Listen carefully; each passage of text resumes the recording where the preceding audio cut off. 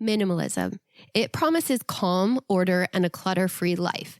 But if you're picturing spotless white walls, mirror-like surfaces, and a house that feels more like a showroom than a home, you're not alone. Somewhere along the way, minimalism stopped being a lifestyle and became a look, one that can feel impossible to maintain in real life. In today's episode, we're peeling back the layers of this design trend to ask, is minimalism setting us up for failure? Why does it feel like chaos the moment life gets messy? And most importantly, how can you embrace simplicity without losing personality or warmth? Let's challenge the norm and redefine what minimalism really means so you can create a home that feels like yours, authentic, lived in, and perfectly imperfect. Ready to break free from the pressures of perfection? Let's dive in. Design shapes the way you live. I'm Nico, an interior design expert focused on the connection between home and well-being. Using science, design, and professional expertise, I'll help you shape a space that elevates your mindset and enhances your well-being.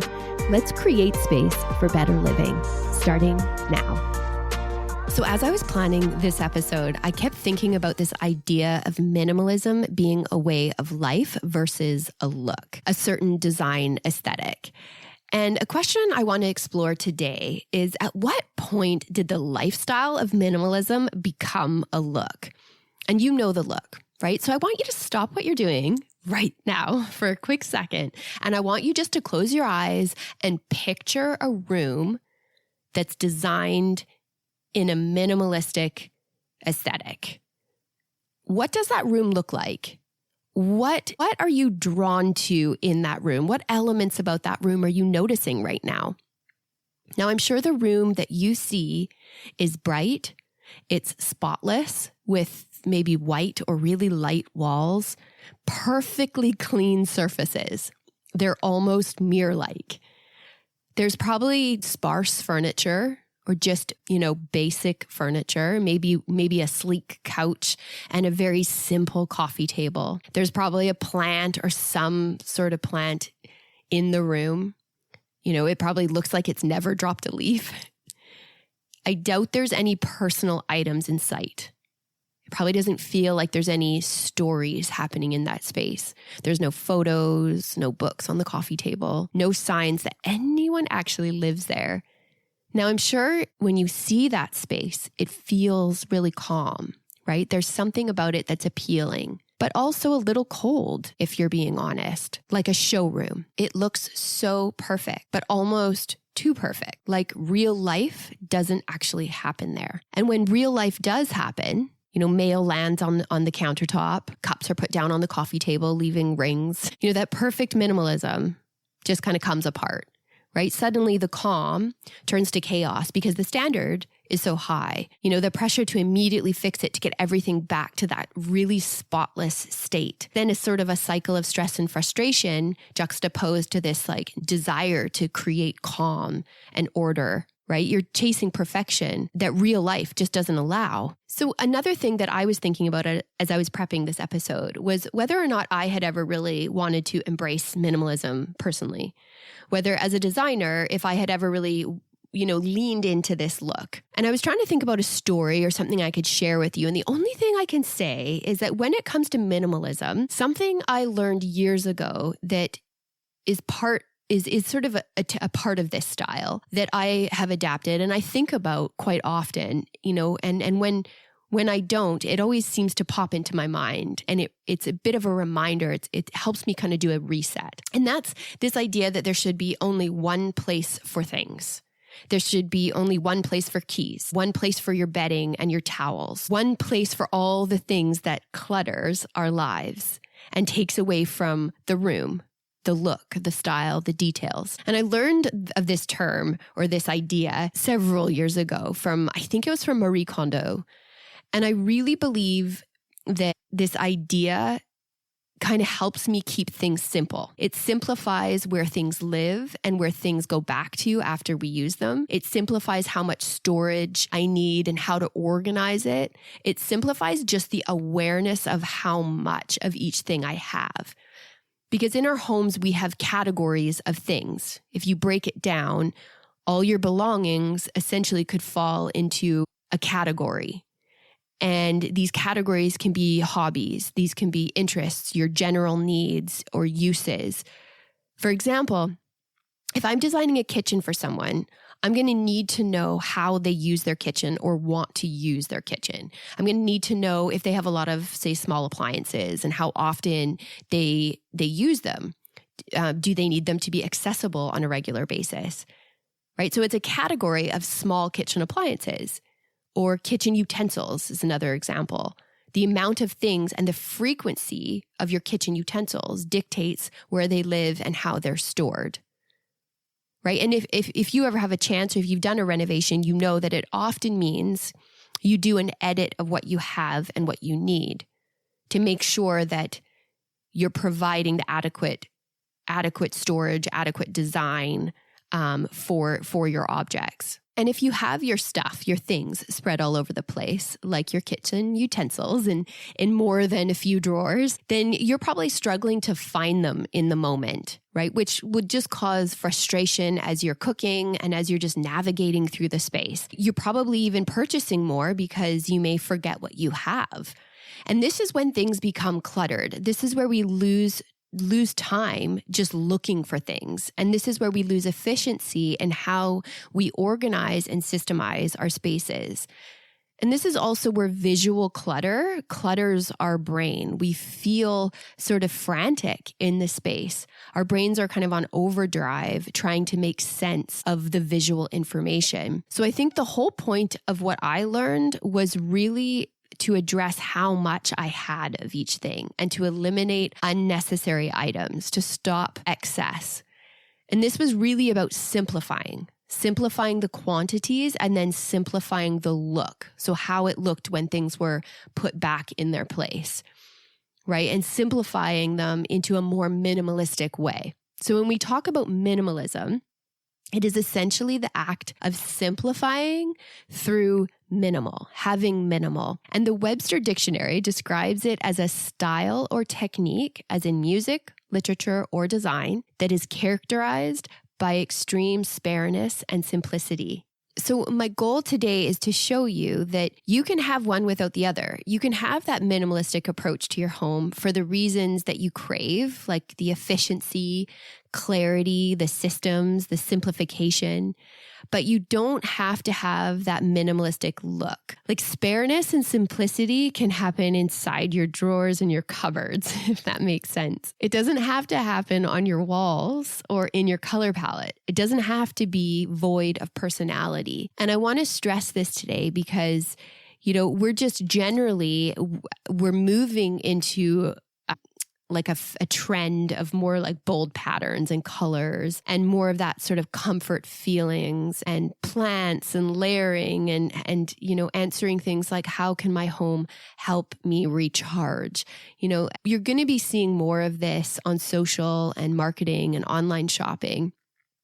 So, and even though minimalism hasn't really been a design trend for some time, the lifestyle aspect of it, which does promote the look of it, is something that people still really gravitate to. And if you find that you're someone who has taken on that minimalistic look, and if you're being honest, why are you drawn to it, right? Why are you drawn to it as a look? Is it really the look that you're after? Or is it the lifestyle? Okay. So today we are going to talk about the lifestyle. We're going to talk about the look, a little history of it all, how it came about. And I'm going to share some interesting studies showing some upsides and some downsides. And then at the end of the episode, I'll get into some tips on things you can do to implement what I think are important aspects of minimalism for impact, all the while being authentically you. And trust me, there is no better person to create space for than you. And yeah, so when I talk about things like different trends happening, I always caution anyone that I don't believe you should follow trends. It's really about carving out a space uniquely yours. Yeah, no trend is going to do that for you. So our immediate environment shapes us in so many ways. And I think if we're trying to decide between minimalism as a lifestyle versus minimalism as a design style, well, a style gives you a framework. And I think that's why people tend to want to choose a style or to determine what their style is. You know, there's quizzes that you can take to determine your design style. And I get it. We all need a framework in some way to help stay between the lines, right? It will give you the confidence to not veer too far in one direction or another. And it gives you the rules to limit your choices so that you can stay on track and not get confused or conflicted. And even interior designers have a framework. So for example, we learn different design styles. We learn styles like modern and what a room that's designed in a modern aesthetic looks like. What are the choices that have to be made in order to design a modern room? Traditional. We learn all about the styles and design of traditionally designed spaces and how all of the details and all of the choices for particular styles translate into a space.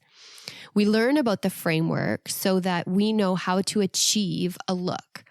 And often, there are designers who have ability to diversify. So if you look at their portfolio, they may be able to design rooms in different looks. They might have one room that's country cottage, while another project might be traditional. And then there are other designers who have a signature look. So each one of their projects looks a lot like, or there's design aspects that are similar in some regards. And that's why maybe you are attracted to a certain designer if you follow someone in particular.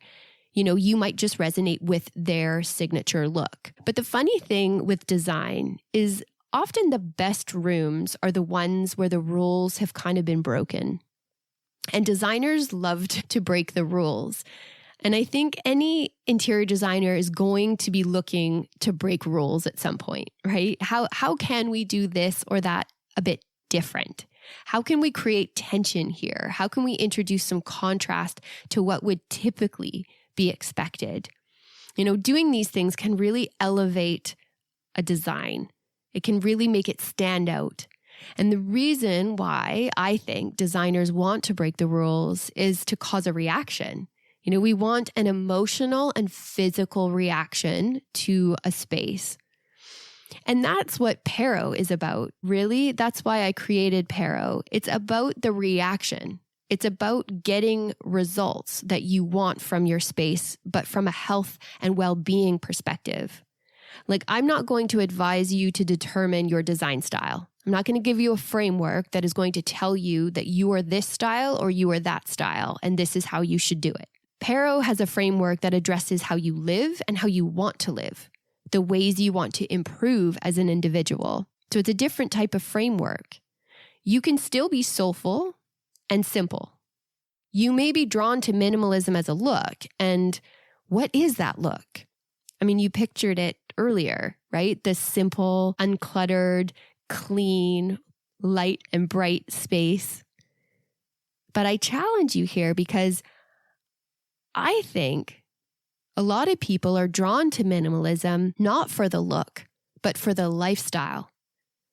See, minimalism is one design style that is largely about the lifestyle. The design style is really just a byproduct of the life practices of minimalism. So maybe you've kind of gotten caught up in the look, but I'm here to say today that you can personalize minimalism. And I'm going to separate the two.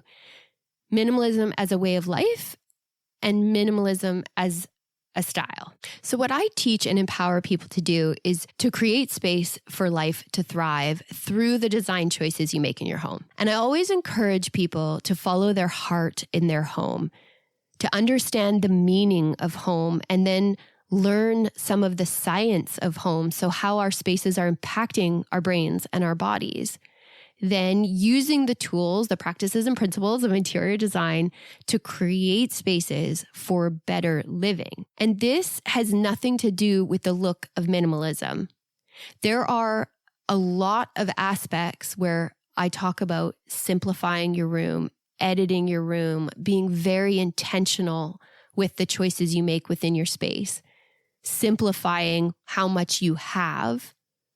So these speak to minimalism in the sense of the lifestyle, but not the look. Arguably, I am not a minimalist, and I don't really promote the look of extreme minimalism. I think people really see minimalism in this stark sort of light. You've pictured it earlier. It's that white, bright, fresh, clean, organized, perfect, nothing is out of place, minimal art, minimal color. You can still have less, but it looks more. Think about every design magazine you've ever looked at. The rooms, no matter which style, speak to a certain simplicity. And I'm not saying you should live like a design magazine because I don't think that's realistic. But I do think you can achieve a level of simplicity without lacking in personality. So let me just explain some history for a sec. The history of minimalism. So minimalism began in the early 90s as a design and architectural movement, which was rooted in what's called Bauhaus principles. So Bauhaus was a design movement that started in Germany, which emphasized really the utility, so how things were really used, and the practicality of things. It really looked at sort of breaking free from anything that was overdone, so any excessive details. And the whole point was to create really like highly functional and highly purposeful spaces. And it was very much a practice of simplicity and clarity, and it celebrated form and function without anything overdone. So today's minimalism, the mainstream minimalism that we see, is really quite different from where it began, because today it's really presented as perfectly curated aesthetics. So as we talked about, like the spotless, simple, clean kind of interiors, which really speaks to this lifestyle. This version really emphasizes the appearance, so how it looks, over how it began, which was really the practicality and the purpose and the utility of true minimalism. True minimalism really was about simplifying the ornamentation so that the form could be celebrated. The form in its simplicity became the important details. So if we look at some of the research on this, and something I want to point out is, although the idea of minimalism is presented in a way that seems to promote happiness and well-being, from what I've observed, it comes across basically like, if you have less, you will be happier. If you create a space that is designed with minimalistic style, like pared down and nothing in it, you will feel calmer. Life will feel so much clearer because you have less clutter. But did you know the research on how minimalism impacts our happiness is actually quite limited? And there seems to be somewhat mixed reviews on the research out there. So some of the research indicates that minimalism can boost our well-being, and it can cause us to feel happier. It can reduce stress and decision fatigue even. It can enhance focus, and it really emphasizes having experiences rather than possessions. I read something where it was like, you can enjoy your life because you're not focusing on the material things of life. However, there are other studies that suggest that minimalism doesn't automatically lead to happiness. Just because you have less and you live in this sort of sterile environment, it doesn't mean you're going to be happier. And I think that that's really interesting, because when I'm trying to separate the two, minimalism as a look versus minimalism as a lifestyle, the look of minimalism doesn't do a whole lot for our brains and our bodies. The lifestyle of minimalism, there's also some research that suggests that if people are making minimalist choices, so again, we're talking about the lifestyle, if they're making minimalist choices that are better for the environment, so they're more careful with what they purchase and asking things like, how long will this last, or what is it made from, going against materialism and thinking more about longevity and the use of materials, even the craftsmanship, this may lead to a higher sense of fulfillment and an increased sense in well-being. But again, this is a lifestyle, not a look. And this thinking, this lifestyle, can really be applied to any look. And what the research suggests is when we surround ourselves with personal artifacts, things that tell our story, when we engage in art, and that can be simply appreciating and engaging with the art that you have on your walls, when you are intentional about the choices that you make in your spaces, right? All of these things have positive impacts on our well-being. It boosts fulfillment, joy, contentment. It's motivating, inspiring. It helps us relax, all of these things, versus when we're in a cold environment, lacking in colors and textures and stories and natural elements like plants. When we depersonalize our spaces and declutter them to the point that there is no connection to you, then you lose the essence and the benefits that minimalism as a lifestyle can give you. So I really think that people believe that the aesthetic itself will bring the peace and the order that they're seeking. But it's not the look that improves well-being. It's the lifestyle behind it. Studies show that the real benefits come from things like decluttering and organizing and having functional systems that reduce stress and create mental clarity. But people often get caught up in the appearance of minimalism without adopting the habits and systems that actually make life easier. So I think separating the two, the look of minimalism versus the lifestyle of minimalism, is really important. Because I think there are so many benefits to the lifestyle of minimalism. Being really intentional about the belongings that you surround yourself with, taking care of what you have, not overspending or overindulging on things, caring about the environment and the craftsmanship of the items that you have in your space. I think when you have less clutter, you're able to display and highlight the things that are really important. You get to pick where you want your eye to go in your home. You get to designate your spaces and do all of the things that are so important.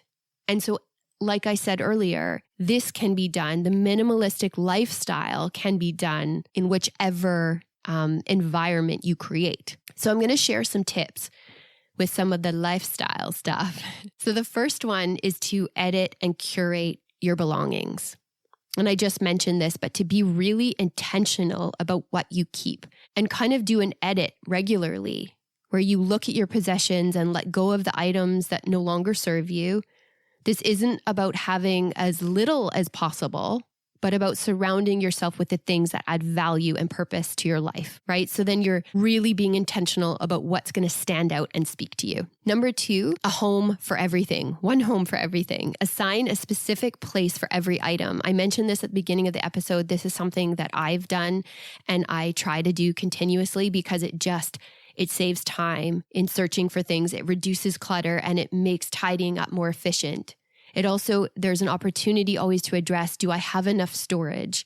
Or is this storage working for me? Or how does this storage look? So one home for everything. Number 3 is to identify and categorize clutter. So notice, just pay attention. And I say this all the time, just to pay attention to how you are responding to your space.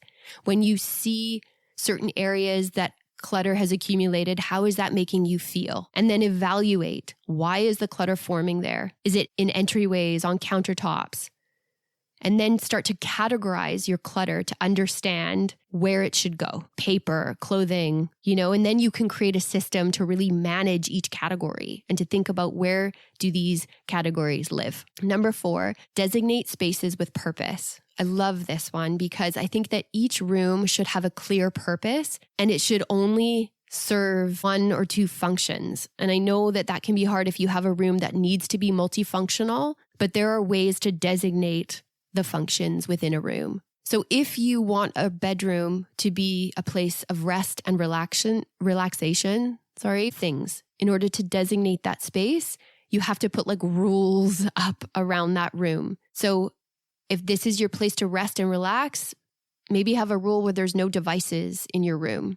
That's a really important rule, by the way. If you have a reading zone, make sure that it doesn't also cross over into a toy room. And if you have to, again, if you've got a room that is a multifunctional space, which so many of us do, Have closed storage so that when the time comes to read, you can really, really close it all away. And then that room becomes the designated space that you need. So number 5, the last tip for today, is intentional use of minimalism. So minimalism isn't about empty rooms and stark designs. It's about being intentional with what you own. It encourages thoughtful decision-making and creating an environment that truly supports your lifestyle and your needs. So by curating your surroundings and creating purposeful spaces, you reduce decision fatigue, you increase productivity, and cultivate a sense of calm.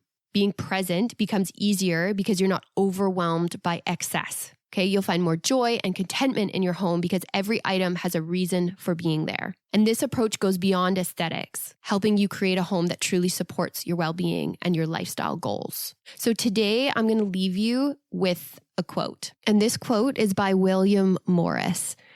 And he says, "Have nothing in your house that you do not know to be useful or believe to be beautiful." Thank you for listening. Thanks so much for listening today. If you found this episode helpful, the best way to support the show is to follow along and share it with someone who'd love it too. And if you'd like to go a step further, you can become one of our Better Living backers. It's a small monthly contribution that helps keep the show going. And as a thank you, I'll send you a personal note along with a 15% discount for the Create Space course when it launches. You can find the Support the Show link right in the show notes. I'm so glad you're here. Thanks for creating space with me.